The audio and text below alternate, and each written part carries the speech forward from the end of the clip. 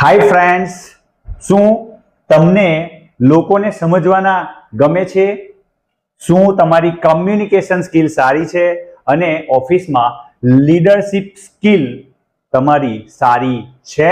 જો આ બધું હોય તો તમારા માટે એક સારો એવો કોર્સ છે HR હ્યુમન રિસોર્સિસ. આપણે એના વિશેની ડિટેલ માહિતી આ વિડીયોમાં લેવાના છે. તો ચાલો શરૂ કરીએ. તો HR માં શું કામ કરવું પડે? તો HR માં તમારે બધાના ઇન્ટરવ્યુ લેવાના હોય, નવા એમ્પ્લોઈઝને હાયર કરવાના હોય. તમે કોઈ કંપનીમાં જોબ કરતા હો HR તરીકે, તો તમારે એ કંપનીમાં એમ્પ્લોઈઝની જરૂર પડે અલગ અલગ વિભાગમાં. તો એ એમ્પ્લોઈઝને તમારે હાયર કરવાના, એમને ટ્રેનિંગ અપાવવાની, એમની સેલરી નક્કી કરવાની અને એમનું અટેન્ડન્સ મેનેજ કરવાનું. એ સિવાય કંપનીના રૂલ્સને મેન્ટેન કરવાનું. આ કામ HR નું હોય છે, બરાબર? હવે એની સેલરી અને સ્કોપ શું હોય? તો HR ની સેલરી લગભગ 15,000 અથવા એનાથી સ્ટાર્ટ થતી હોય. અને જો તમારી ડિગ્રી તો છે પણ તમારી સ્કિલ સારી હશે, તમારી પાસે સારો એક્સપિરિયન્સ હશે, તો ભાઈ આ ફિગર પણ કઈ નથી, પર મંથની ફિગર છે. ઓકે, 1 લાખ અથવા એનાથી ઉપર. ફ્યુચરમાં તમે શું બની શકો? તો કે ફ્યુચરમાં તમારી પાસે HR મેનેજર તમે બની શકો, તમે HR માં હેડ બની શકો, કોર્પોરેટ લેવલ સુધી તમે જઈ શકો, બરાબર? આમાં તમારે કઈ કઈ સ્કિલની જરૂર પડશે? તો આમાં તમારે કમ્યુનિકેશન સ્કિલ તમારી બેટર હોવી જોઈએ. ઇંગ્લિશમાં તમે સારા હોવા જોઈએ, ઇંગ્લિશ બોલતા સારા હોવા જોઈએ. તમે ગુજરાતી, તમારી રિજનલ લેંગ્વેજ પણ તમારી સારી હોવી જોઈએ. તમારી અંદર લીડરશિપની સ્કિલ સારી હોવી જોઈએ. તમે લોકોને સાથે લઈને ચાલતા હોવા જોઈએ. બીજું, તમારી અંદર પ્રોબ્લેમ સોલ્વિંગ નેચર હોવો જોઈએ. કારણ કે જ્યારે પણ તમે HR ની જોબ કરો છો તો પ્રોબ્લેમ્સ બધા બહુ આવશે, કારણ કે તમારા કામ પણ એવા છે ને, બરાબર? તમારે માણસો સાથે કામ કરવાનું છે, તો તમારી સામે પ્રોબ્લેમ્સ પણ એવા જ આવશે. તો પ્રોબ્લેમ સોલ્વિંગ એ પહેલાથી તમે હોવા જોઈએ. અને એમાં મેઇન શું છે કે તમારે માણસો સાથે કામ કરવાનું છે, તો માણસોને હેન્ડલ કરવાની ક્ષમતા તમારી અંદર હોવી જોઈએ. અને મેઇન વસ્તુ, આ બધી વસ્તુ ત્યારે જ આવે કે જ્યારે તમારી અંદર પોતાની ઉપર આત્મવિશ્વાસ હોય, એટલે કોન્ફિડન્સ હશે ને, બરાબર, તો તમે HR ની જોબ માટે પરફેક્ટ છો, બરાબર? લોકો સાથે વાત કરવી ગમે તો તમે HR માટે પરફેક્ટ, બરાબર? ચાલો, એનો રોડ મેપ આપણે જોઈ લઈએ કે હું શું ભણું તો હું HR ની જોબ માટે એલિજિબલ છું. તો જુઓ, તમારે ધોરણ 10 સુધી તો જવાનું જ છે. હવે ધોરણ 10 પછી તમારી પાસે, તમે કોઈ પણ ફિલ્ડમાં જાઓ, ચાહે તમે ડિપ્લોમામાં જાઓ, કોમર્સમાં જાઓ, આર્ટ્સમાં જાઓ કે સાયન્સમાં જાઓ, કોઈ પણ ફિલ્ડમાં જઈ અને તમે HR સુધી જઈ જ શકશો, બરાબર? ડિપ્લોમામાં જાઓ તો તમારે BBA કરવું પડે. ડિપ્લોમા પછી BBA કરવું પડે, ડાયરેક્ટ તમે HR નહીં બની જાઓ. BBA કરવું પડે અને ઘણા કેસમાં તમે BCom પણ કરી શકો છો, બરાબર? ઘણી બધી કોલેજ એવી છે કે જે તમને BCom પણ કરવા દેશે ડિપ્લોમા પછી. તો BBA અથવા BCom કરો, ત્યાર પછી તમે MBA ઇન HR અથવા MHRM, બરાબર, master in human resources management, બરાબર, આ તમે બે કરી શકો. આ બેનો ડિફરન્સ પણ આપણે આગળ જોવાના છીએ. તમે 12 કોમર્સ કર્યું છે તો પણ 12 કોમર્સ પછી તમે BBA કરી લો અથવા BCom કરી લો, અને એના પછી MBA ઇન HR અથવા MHRM કરી શકાય. એ સિવાય તમે આર્ટ્સ કર્યું છે તો તમારા માટે તો ભાઈ બલ્લે બલ્લે. કેમ? કારણ કે BA ઇન સાયકોલોજી અથવા સોશિયોલોજી કરી અને સીધા જતા રહો MBA માં. કેમ આ સારું છે? એનું કારણ છે કે સાયકોલોજીમાં તમે માણસનું મનસ એટલે મન વાંચી શકવા માટે સક્ષમ થઈ જાઓ, અને માણસ સાથે જ કામ કરવાનું છે, માણસના મગજ સાથે કામ કરવાનું છે. તો આ તમારા માટે સારી એક લાઈન છે. અથવા તો 12 આર્ટ્સ પછી BBA કરી લો અને એના પછી MBA ઇન HR માં જઈ શકાય. 12 સાયન્સ કર્યું છે, 12 સાયન્સ કર્યા પછી એવું વિચાર આવે કે ભાઈ મારે સાયન્સ ફિલ્ડમાં નથી રહેવું, બરાબર, મારે તો મીન્સ કેમેસ્ટ્રી, ફિઝિક્સ, મેથ્સ સાથે કામ નથી કરવું, મારે લોકો સાથે કામ કરવું છે, બરાબર, લોકોને મેનેજ કરવા છે, મારી અંદર લીડરશિપ સ્કિલ છે, તો પછી કઈ વાંધો નહીં. BSc કર્યો છે તો પણ વાંધો નહીં, BSc પછી પણ HR માં જઈ શકાય, બરાબર. અને BBA, 12 સાયન્સ પછી તમે BBA પણ કરી શકો અને HR માં જઈ શકાય. મેઇન વસ્તુ શું છે? 12 સાયન્સ જો તમે કરો ને તો તમારી એનાલિટિકલ થિંકિંગ સારી થઈ જાય અને તમે પ્રોબ્લેમ સોલ્વિંગ વધારે થઈ જાઓ. કેમ? કારણ કે 12 સાયન્સ ટફ છે એટલા માટે. ઓકે, પણ આનો મતલબ એવો થયો કે સ્ટ્રીમ ચાહે કોઈ પણ હોય, પણ કન્સિસ્ટન્સી તમારી જોઈશે, તમારી મહેનત જોઈશે, અને મહેનત પછી તમારી સ્કિલ જોઈશે, તો તમે HR બની જ જશો. હવે આપણે વાત કરી હતી કે ભાઈ આ સર તમે MBA ઇન HR અને MHRM ની જે વાત કરી એ બેમાં ડિફરન્સ શું છે? તો MBA ઇન HR એટલે શું? તો કે master of business administration in human resources. તો એમાં શું હોય તો કે બિઝનેસ પ્લસ HR આ બે વસ્તુ ભેગી થાય. જ્યારે આની અંદર MHRM માં ઓનલી HR છે, બરાબર, હ્યુમન રિસોર્સિસની વાત હશે, અહીંયા બિઝનેસની વાત નહીં હોય.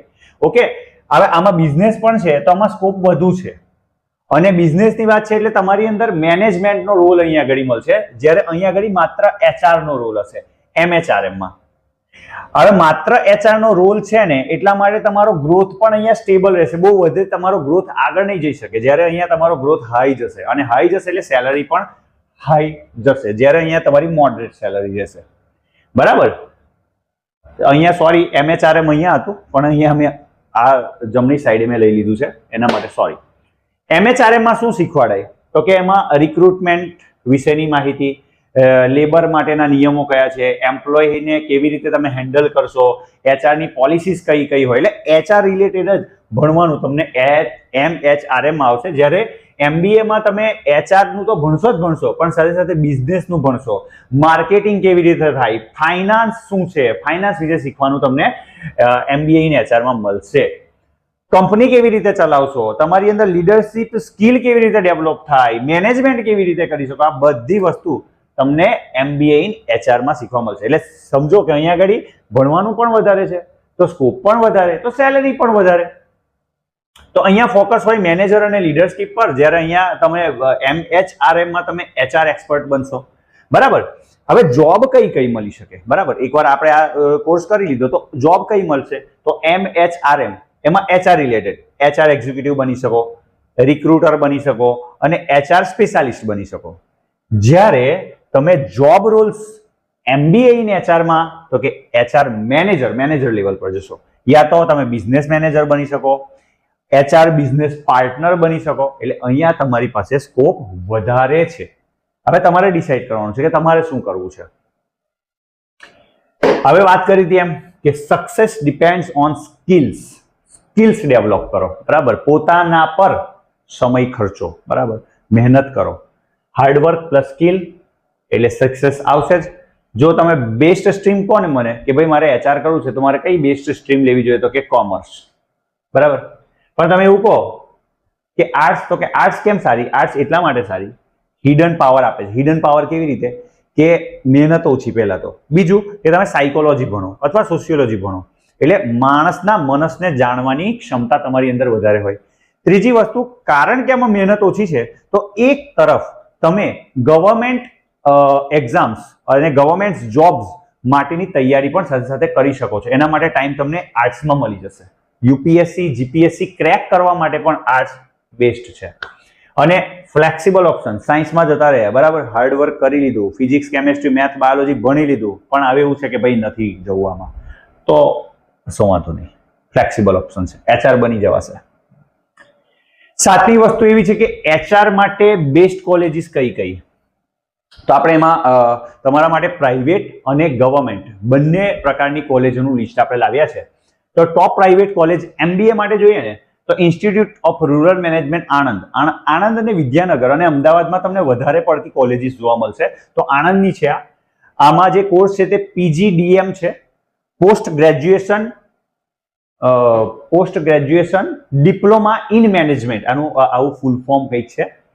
એની ફીઝ 12 લાખથી 14 લાખ છે, બરાબર. આખો કોર્સ પૂરો થતા 12 લાખથી 14 લાખ. એમાં હોસ્ટેલ ખર્ચ આપણે જોડ્યો જ નથી એટલે આ થોડી મોંઘું છે, પણ જોબ પણ સામે એ લોકો એવી અપાવે છે. તમે સારું એવું ભણો, બરાબર, HR ની ડિગ્રી સારી રીતે પાસ કરો, તમારી સ્કિલ સારી હોય તો પછી પગાર તો સારો મળશે તમને, બરાબર. પછી એક MIT યુનિવર્સિટી છે ગુજરાત, એમાં પણ MBA. અત્યારે આપણે MBA ની HR ની જ વાત કરીએ છીએ, બરાબર. MHRM ની પછી વાત કરીશું. આની ફી પણ બહુ વધારે છે ભાઈ, 8 લાખથી 16 લાખ, બરાબર. 2 વર્ષમાં તમારે આટલા પે કરવા પડી શકે. એના પછી સિલ્વર ઓક યુનિવર્સિટી છે, લગભગ આ અમદાવાદમાં છે ને મેડમ? યસ. અને આમાં MBA ઇન HR અને 2 લાખ સુધી આની ફી છે, એટલે આની ફી ઓછી છે કમ્પેર ટુ આ બે કોલેજીસની વાત કરીએ તો. પછી RK યુનિવર્સિટી છે, RK યુનિવર્સિટીમાં પણ MBA થશે અને આની પણ 2 લાખ સુધીની ફીસ છે. અને સૌથી વધારે ફીસ જો કોઈ હોય ને તો ઇન્ડિયન ઇન્સ્ટિટ્યૂટ ઓફ મેનેજમેન્ટ અમદાવાદની છે, બરાબર. આની ફી 20 લાખ અથવા એનાથી ઉપર પણ જઈ શકે અને આના માટે કેટ ફરજિયાત છે. કેટ શું છે એની માહિતી આપણે આગળ લેવાના છે. હવે આ બધી વાત જે કરી હતી ને એ બધી પ્રાઇવેટ કોલેજીસની વાત હતી, પણ એમાં આઈઆઈએમ અમદાવાદ એ પાછી ગવર્મેન્ટમાં આવે, બરાબર. તો ગવર્મેન્ટ કોલેજીસની વાત કરીએ તો એક એમાં છે Veer Narmad south Gujarat university VNSGU. એમાં MBA HR નો કોર્સ છે.